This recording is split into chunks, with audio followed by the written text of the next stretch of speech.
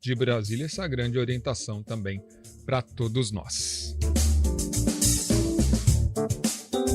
A gente traz um outro assunto agora na pauta aqui do dia, para a gente falar um pouco também com relação às mudanças climáticas, a situação que a gente tem vivido nos últimos anos e também o que queremos, né, para as próximas décadas.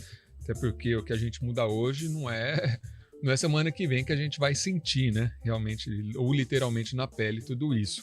Um seminário na Unicamp vai discutir o papel da universidade no enfrentamento da crise climática e a gente está em contato agora com a professora da Unicamp, uma das organizadoras do seminário, a professora Nery de Barros Almeida, quem já agradeço de antemão pela disponibilidade em atender a CBN Campinas. Olá, professora, boa tarde, obrigado aí em atender a CBN Campinas.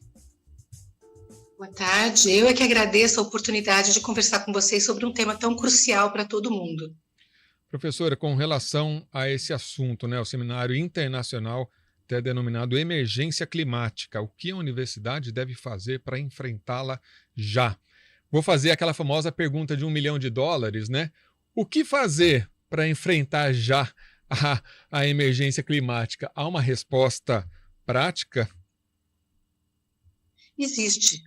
Na verdade, a emergência climática é um problema extraordinário, porque ele é a primeira vez na história da humanidade que a gente enfrenta um problema tão crucial, tão complexo, né? Porque ele tem várias facetas, a questão da água, do alimento, da segurança, da saúde e assim por diante, mas a ciência tem as respostas. Nós temos tido muita dificuldade para que ações políticas consistentes sejam tomadas, para que essas soluções que a ciência apresenta possam entrar em ação. Então, eu cito, por exemplo, a questão da agroecologia, a questão de políticas consequentes de cuidado com a água, o cuidado com os diferentes ecossistemas, biomas, para que a gente possa continuar promovendo a produção de água e a segurança dessas águas, mas, sobretudo, a mudança do padrão energético, porque a gente sabe que sem a mudança do nosso padrão energético, ou seja,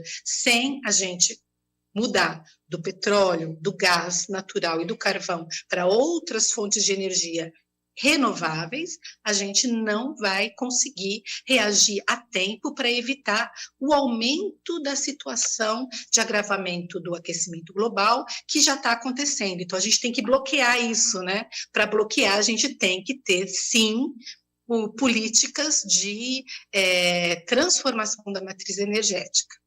Agora, como fazer para se romper, né, essa barreira que existe hoje em dia com relação a esses interesses? Porque, como a senhora bem colocou, né, já mapeou, né, esses pontos, agora tem que romper essa barreira da ciência para a política. E isso eu falo de uma forma geral em um país onde o próprio Congresso muitas vezes também tem os seus interesses políticos, e aí a gente não vai entrar nessa seara, mas como fazer para romper isso, para que essa nova mente possa ganhar espaço e atuar, né, nessa nova transformação?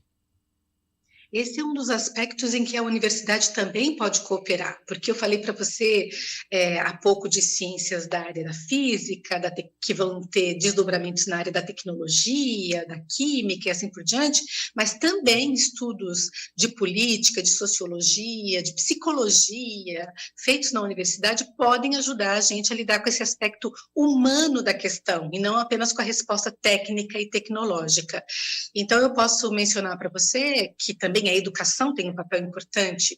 Muito provavelmente, muitas das pessoas que ouvem falar da emergência climática não tiveram oportunidade, mesmo as lideranças políticas e o grupo empresarial, que tem um papel importante nessa trajetória de enfrentamento, não ouviram falar adequadamente do problema ou tiveram a compreensão do problema atravessada por fake news, notícias falaciosas e outros tipos de informação inadequada, ou seja, que tentam negar, né, negacionistas da questão. Então, eu digo para você que uma das coisas importantes é a gente saber que quando se fala, por exemplo, que a emergência climática vai atingir de maneira desigual as populações, isso é verdade. As pessoas desprotegidas, vulneráveis, serão atingidas, mas serão apenas atingidas primeiramente. Toda a sociedade vai passar por grandes danos e talvez seja do interesse desses grupos que eu mencionei, que são muitas vezes atrapalhados por informações falsas, negacionistas, conhecerem melhor o problema para saber o quanto eles serão atingidos também. Então, a gente tem aí no médio prazo já, consequências importantes que podem atingir a grande produção agrícola, o agronegócio. Eu acho que há partes, digamos assim, do agronegócio que já tem bastante consciência e está bastante interessado em se adaptar, não só para a preservação daquilo que produzem, mas para a preservação também de mercados, na medida em que o mercado externo já está muito mais organizado do que o nosso e já tem demandas muito qualificadas de só aceitar produtos que têm uma origem ambientalmente adequada para esse novo tempo no qual nós já estamos vivendo, mas que irá certamente se tornar, nas suas dificuldades, mais agudo nos próximos anos. Nós já observamos, né, se você me permite, nesses anos recentes, já observamos diretamente essas mudanças acontecendo e elas,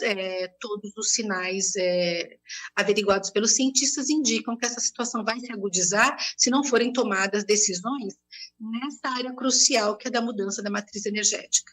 Sem dúvida. Inclusive, a gente tem acompanhado, né?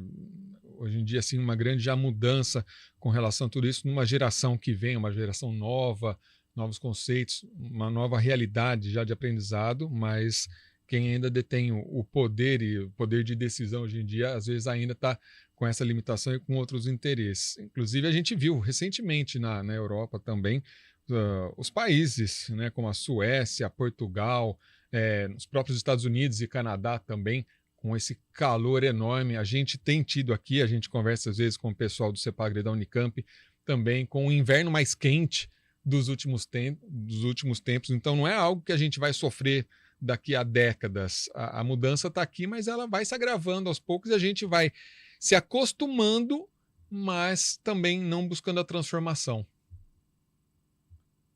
Por isso que a intervenção da cidadania é muito importante. A gente tem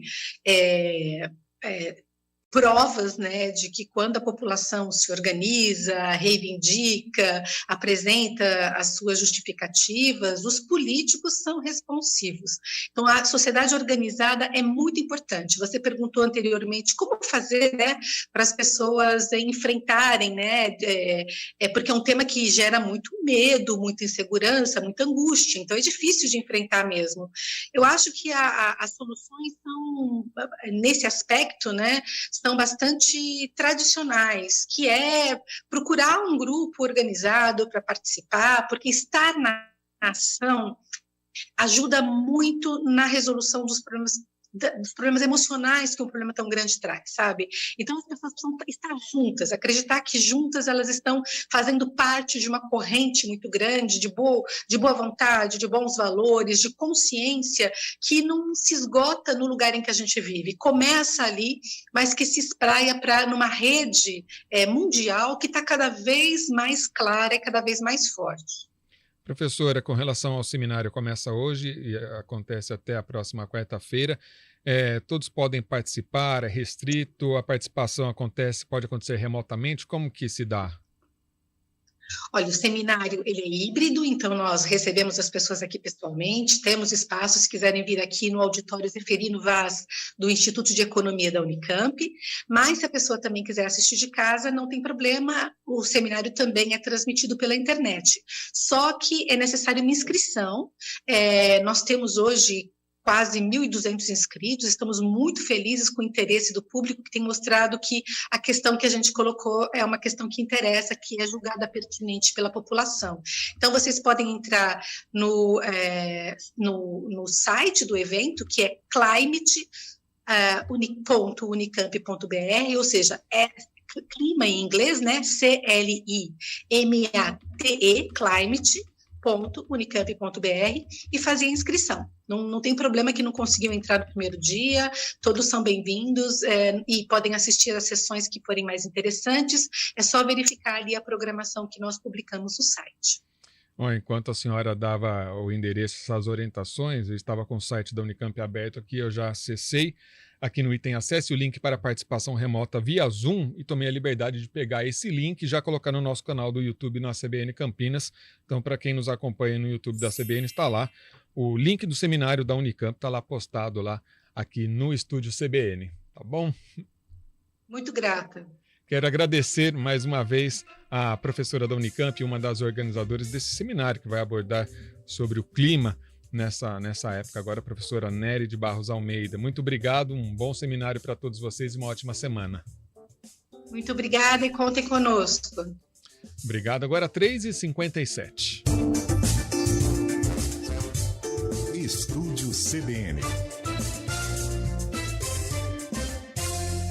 Da Casa Cidade, tudo tem o trabalho de arquitetas, arquitetos e urbanistas.